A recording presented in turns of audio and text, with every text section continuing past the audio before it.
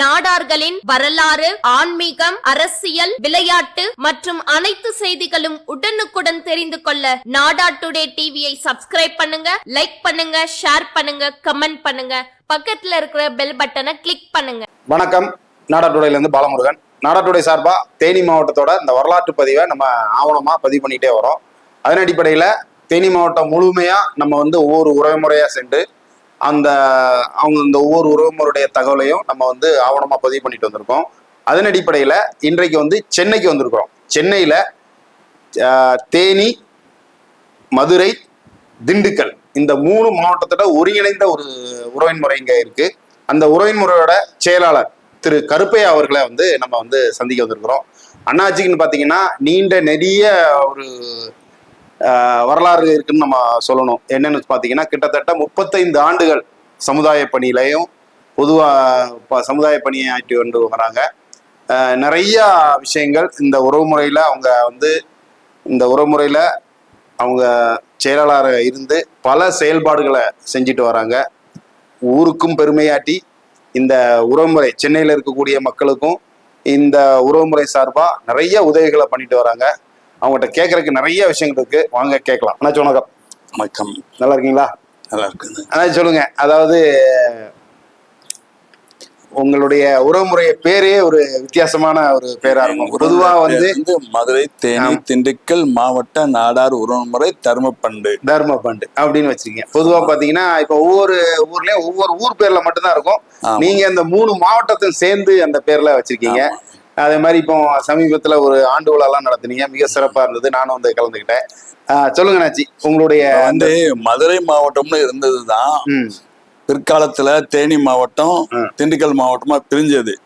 நாங்க முதல்ல சங்கம் ஆரம்பிக்கும் போது மதுரை மாவட்டம் தான் ஆரம்பிச்சோம். சரி. இந்த தேனி திண்டுக்கல் பிரிஞ்சதுனால அதை சேர்த்து ஒரேதான் மதுரை, தேனி, திண்டுக்கல் மாவட்டம்னு வச்சிருக்கோம். ஒருங்கிணைச்சு வச்சிருக்கீங்க எப்பயும் போல. முதல்ல உங்களை பத்தி சொல்லுங்க. வணக்கம், என் பேரு கருப்பையா. நான் பிறந்த ஊர் காமாட்சிபுரம். காமாட்சிபுரத்துல ஒரு எங்க தாத்தா பெரிய நல்லா கோடீஸ்வரனா வாழ்ந்திருக்காங்க. அப்புறம் 4ஆம் வட்டத்துல அவங்க இந்த தோட்டங்கள் துறவு எல்லாத்தையும் வித்துட்டு அவர் கொஞ்சம் குதிரையெல்லாம் ஓட்டுறதுக்காக வேண்டி தோட்டம் துறவுலாம் வித்துவிட்டு குதிரை வாங்கி ஓட்டியிருக்காரு எங்க தாத்தா. அப்புறம் குதிரை ஓட்டி என்ன லாபம் வரும், அவர் என்ன பண்ணிட்டாரு, அப்படியே தோட்டங்கள்லாம் விட்டாரு.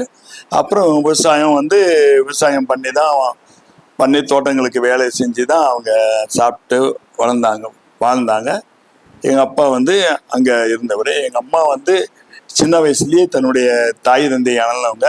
அவங்கள எங்கள் அப்பா கல்யாணம் பண்ணி அவங்களுக்கு பிறந்த பையன்தான், மூத்த பையன்தான் நான் பிறக்கும்போது எனக்கு கிருஷ்ணசாமி வாத்தியார் காமாட்சிபுரத்தில் அந்த இப்போ ரஞ்சிதமதி டீச்சர் இருக்காங்களே, அவங்க அப்பா, அதாவது கிருஷ்ணசாமி வாத்தியார் எனக்கு தாய் மாமா மாதிரி. அவங்க வீட்டில் தான் எனக்கு குழந்தையா பிறந்தேன். அவங்க வீட்டில் எல்லாரும் படித்தவங்கிறதுனால நான் அங்கே பிறந்ததுனால நான் இந்த அளவுக்கு பிஏ வரைக்கும் படித்ததா பெருமைப்படுறேன். எங்கள் ஊரை பொறுத்தளவுக்கு சொல்கிறதா இருந்தால் பச்சையப்பா, அங்கே ஊரில் பச்சையப்பன் கோயில் இருக்குது, பக்கத்தில் விநாயகர் கோயில், அதுக்கடுத்து காளியம்மன் மாரியம்மன் கோயில், அப்புறம் சுப்பிரமணியன் கோயில், அப்புறம் வடக்தி அம்மன் கோயில், அப்புறம் ஐயனார் கோயில், இப்படி சுற்றி கோயில் 2 குளங்கள் கொண்ட ஒரு நல்ல விவசாய பூமி, ரொம்ப சிறந்த ஊர். இந்த ஊருக்கு கோயிலுக்கு முத்துசாமி நாடார், தேனி முத்துசாமி நாடாருங்கிறவர் அந்த கோயிலுக்கெல்லாம் நிறையா கட்டி கோயிலுக்கு நல்ல உதவியெல்லாம் பண்ணி கோயிலை நல்லா சிறப்பு பண்ணி விட்டாரு. இங்கே சென்னையில் இருக்கவங்களுக்கு வரதாச நாடாருங்கிறவர் வர்றவங்களுக்கு எல்லாத்துக்கும் வரதாச நாடார் எல்லா உதவியும் பண்ணாரு. அவங்களெல்லாம் எல்லாரும் வர்றவங்களுக்கு நல்ல உதவி பண்ணி அவங்களுடைய வாழ்க்கைக்கு முன்னேற்றத்துக்கு காரணமா இருந்தாரு. நான் ஊர்ல சின்ன வயசுல இருக்கும்போது ஊரை பத்தி பேசினா, ஊருக்கு ஒரு தடவை காமராஜர் வந்திருந்தாரு. காமராஜர் வந்த இடத்துல வேத அருளப்பன்கிறவர் காமராஜர் வந்திருக்கும்போது காமராஜர் பத்தி பாட்டு பாடினாரு. உடனே அவரு காமராஜர் பாட்டை வச்சு நல்லா பாடினப்பா, பரவாயில்ல, நீ என்னப்பா செய்யறேன்னு கேட்டார் அவரை. அவர் சொன்னாரு, நான் வாத்தியாரா இருக்கேனாரு. வாத்தியார் இருக்க இங்கே வேலையை பார்க்காம இங்கே உட்காந்துருக்காரு. காமராஜர் நம்மளை பற்றி பெருமையாக பாடினதை பற்றி நினைக்கல, வேலையை விட்டு இங்கேயே உட்காந்துருக்க, படிக்கிற பிள்ளைகளுக்கு பள்ளிக்கூடம் சொல்லி தரதை விட்டுருந்தேன். இல்லை சார், இல்லையா நீங்கள் வரீங்கன்னு சொல்லி எனக்கு 6 நாள் லீவ் விட்டோம் அப்படின்னு சொன்னோன்னு, ஏன் லீவ் விட்டீங்க, நான் வர்றதுனாலன்னு கேட்டார். அந்தளவுக்கு காமராஜர் படிப்பு மேலேயும் சரி, வேலையும் கரெக்டாக இருக்கணுங்கிற விஷயத்துலையும் அக்கறையாக இருக்கிறவர் காமராஜர். நான் சின்ன வயசில் வந்து சைக்கிள் ஓட்டிகிட்டு போகும்போது அங்கே பொன்னமடா தோட்டத்துக்கும் மாரசாமி தோட்டத்துக்கும் நடுவில் சைக்கிள் ஓட்டிகிட்டு போய்கிட்டு இருக்கிறேன்.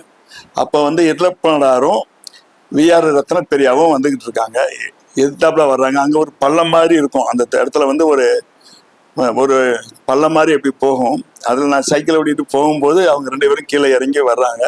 நான் என்ன பண்ணிட்டேன், சைக்கிளை ஓட்டும்போது சைக்கிளை என்னால் இது பண்ண முடியல, புதுசாக அப்போ தான் பழகுறேன்.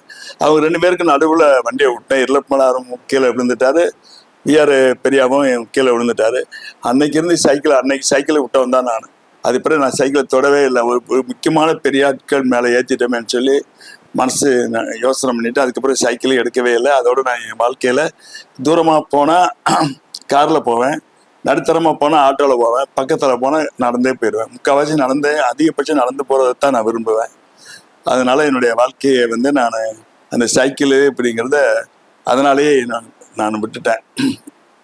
நான் படிக்கும்போது குன்றக்குடி அடிகளாருங்கிறவர் வந்திருந்தார் காமாட்சிபுரம் ஸ்கூலுக்கு. அவர் வந்து குன்றக்குடி அடிகளார் வந்து சாதி 2 வழியே வேறில்லை சாற்றாங்கால் மேதினியில் இட்டார் பெரியோர் இளதார் இழிகுலத்தோர் பட்டாங்கில் உள்ளபடி அப்படிங்கிற பாட்டை பாட சொன்னார். நான் இந்த மேதினிங்கிறத விட்டேன். உடனே அவர் திரும்ப சொல்லி அந்த பாட்டை அதை பாட சொன்னார். சரின்னு சொல்லி பாடி முடித்த உடனே, சரி தம்பி போய் உட்காருன்ட்டார். அப்புறம் இன்னொருத்தர் வந்தவுடனே அவர் பையனை கூப்பிட்டு, தம்பி நீ என்ன ஜாதின்னு கேட்டார். அவர் ஆசாரினார். உடனே பழையபடி என்னை கூப்பிட்டாரு. அவர் போர்வேலை போட்டு மூடிக்கிட்டு தம்பி என்ன ஜாதினார். நான் அவர் சாதாரணமாக இருந்தால் யோசிச்சிருப்பேன். போர்வேலை மூடிட்டு மெதுவாக காதுக்குள்ளே கேட்டவுடனே நாடார்னு சொன்னேன். உடனே என்னை அப்படி வெளியே கொண்டு வந்துட்டு, இவர் நாடாருங்கிறாரு, அவர் ஆசாரிங்கிறாரு, ஜாதி 2 வழின்னு பாடினார். அவர் பாடிட்டு இவர் நாடாருங்கிறாரு ஆசாரிங்கிறாருன்னு அந்த மேடையில் அன்னைக்குள்ளே இருக்கவங்களுக்கு சொல்கிறாரு. சொல்லிட்டு அவர் என் மேலே அதான் அவருடைய அரவணைப்பு எனக்கு அன்னைக்கு கிடைச்சது. நான் பேசினது ரைட்டோ தப்போ, அன்னைக்கு அந்த அவருடைய அரவணைப்பு கிடைச்சது. அது எனக்கு ஒரு சந்தோஷமா இருந்தது.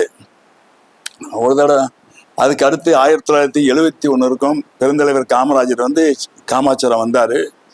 வரும்போது எங்களுக்கு அப்போ நிறைய மாடுகள், அந்த மாடுகளை வச்சுக்கிட்டு இது பண்ணி கூட இருக்கவங்க பிள்ளைங்க மாடுகளை மேய்ச்சிட்டு வருங்க. நான் சும்மா புக் எடுத்து படிச்சுக்கிட்டே வரும்போது காமராஜர் வராருங்கிறது தெரியும் எனக்கு. அந்த டைம் தான் இத்தனை மணின்னு போட்டிருக்காங்களா, அந்த டைம் வரும்போது காமராஜர் வரும்போது தூரத்தில் வரும்போதே காமராஜரை பார்த்து ரோட்டுக்கு வந்துட்டு கையெடுத்து கும்பிட்டேன். காமராஜரை பார்த்து உடனே காரை நிப்பாட்டிட்டாங்க.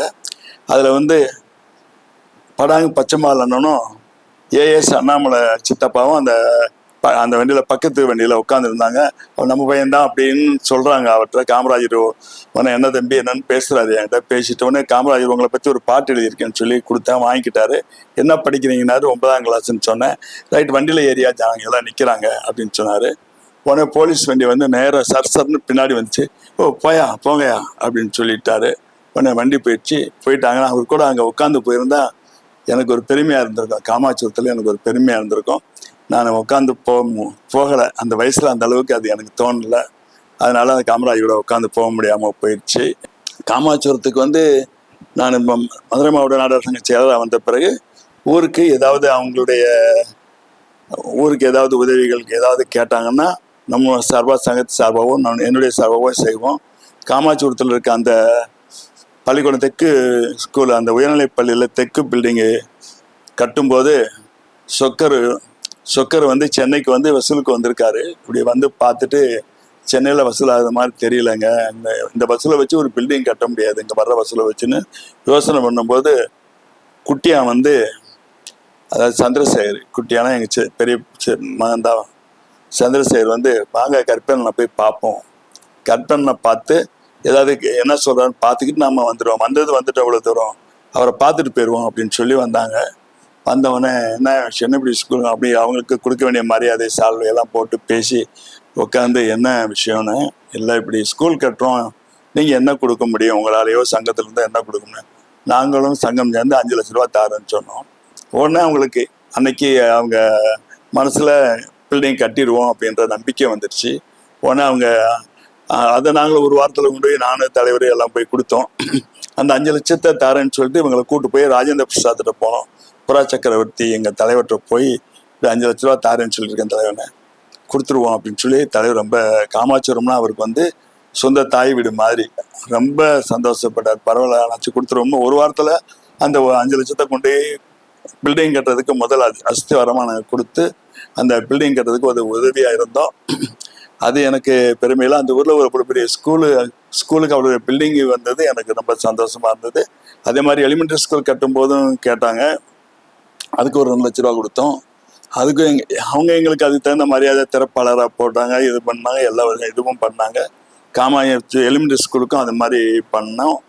அப்புறம் இந்த கடைசியில் சந்திரசேகரில் குட்டியாம்பேட்டில் வந்து இந்த சுடுகாட்டுக்கு ஏதோ இது பண்ணணும், அதை வந்து இது பண்ணணும்னு சொன்னாங்க. அதுக்கு என்ன செய்யறதுன்னு யோசனை பண்ணும்போது அது நல்லா பூஞ்சோளம் மாதிரி பண்ணோம்னாங்க. அப்போ உடனே ஒரு 2 லட்ச ரூபா கொடுத்தேன். இது மாதிரி அதாவது நான் இதெல்லாம் என்ன சொல்றேன்னா, நம்ம ஊர் வளர்ச்சிக்காக நம்மளால முடிஞ்சதை செய்யணும் அப்படிங்கிற எண்ணம் தான் எனக்கு. அப்புறம் சுப்பிரமணியர்களுக்கு கூட கும்பாபிஷேகத்துக்கு முதல்ல கேட்டாங்க, அவங்களுக்கு ஒரு 50,000 ரூபா கொடுத்தோம். ஊர் கோயில் கட்டும்போது காமாட்சிபுரம் உறவினர்லேருந்து எல்லாத்தையும் வசூல் பண்ணி 5 லட்ச ரூபாய்க்கு கிட்ட கொடுத்தாங்க காமாட்சிபுரம் உறவினரில். அப்போ ராஜேந்திர பிரசாத் வந்து 25,000 ரூபா வாங்கி கொடுத்தேன் நான். நல்லா அந்த பில்டிங் இதுவை நல்லா சிறப்பாக இருந்தது. நாங்கள்லாம் வந்து 5,000 10,000 அப்படி தான் கொடுத்தோம்.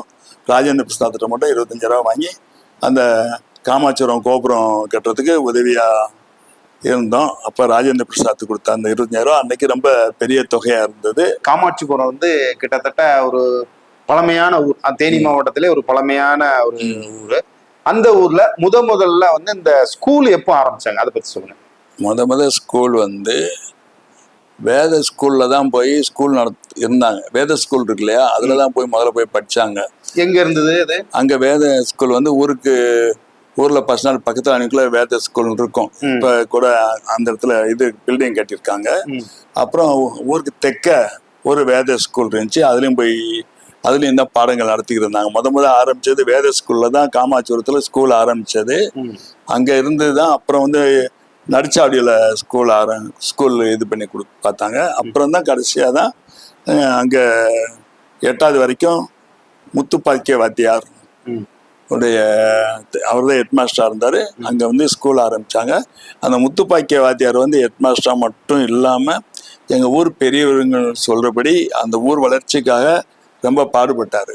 அதாவது ஊர்ல வந்து கரண்ட் ஆஃபீஸ் வர்றதுக்கு, டெலிஃபோன் ஆஃபீஸ் வர்றதுக்கு, போஸ்ட் ஆஃபீஸ் வர்றதுக்கு எல்லாத்துக்கும் அவர் கூட உதவியா சில ஐடியாக்கெல்லாம் கொடுப்பாரு. செஞ்சவங்க ஊருக்காரங்க, ஊர்ல மாயாளாரு பெரிய பெரிய ஆட்கள்லாம் பேர் எனக்கு ஞாபகத்துக்கு வரல. பெரிய ஆட்கள்லாம் மாயாளர்லாம் நிறைய ஊருக்காக வேண்டி நல்லா நிறைய பண்ணியிருக்காரு. இவங்க எல்லாம் சேர்ந்து செய்வாங்க. அதுக்கு வந்து இவர் முத்துப்பாக்கிய வாத்தியார் ரொம்ப உதவியாக இருந்தார். பள்ளிக்கூடத்துக்கும் நல்ல ஒரு சிறப்பாக நடத்தினார். இங்கேயும் ஊருக்கும் நல்ல உதவியெல்லாம் பண்ணார் முத்துப்பாக்கிய வாத்தியார். அவரை வந்து ரொம்ப சிறப்பாக சொல்லணும். எங்கள் ஊரில் அவரை பற்றி பேசாமல் இருக்க முடியாது. ஊரை பற்றி பேசினா முத்துப்பாக்கிய வாத்தியாரை பற்றி பேசாமல் இருக்க முடியாது. இன்னைக்கு இருக்கிற பிரசிடண்ட் அழகு முத்து கூட ரொம்ப சிறப்பாக பண்ணிக்கிட்டு இருக்காரு. எனக்கு தெரிஞ்சு இட்லப்பனார் தான் முதல் பிரசிடண்ட். அதுக்கு முன்னாடி யாருன்னு தெரியாது. இட்லப்பனாரும் நல்லா சிறப்பாக, அதாவது எங்கள் ஊரில் இருந்த பிரசிடண்ட்டுகள்லாம் எப்படின்னு சொன்னால், அவங்க வந்து ஒரு பிரசிடண்ட் மாதிரியே இருக்கிறது இல்லை. அவங்க ஒரு கர்வமாவோ ஒரு இதுவோ இருந்ததே கிடையாது. யாருமே இருந்தவங்க இது வரைக்கும் யாருமே கௌரவமாலாம் இருக்க மாட்டாங்க. அவங்க பாட்டுக்கு சாதாரணமாக அவங்க பாட்டுக்கு இருப்பாங்க. முடிஞ்ச நன்மையை செய்வாங்க. எல்லாருக்கூடையும் நல்லா என்ன வேணும் என்ன செய்யணும்னு சொல்லி கேட்டு நல்லா செய்வாங்க. நம்ம பிரசிடண்ட் ஆகிட்டோம், பச்சைப்சினியா கூட பிரசிடண்டாக இருந்தார்.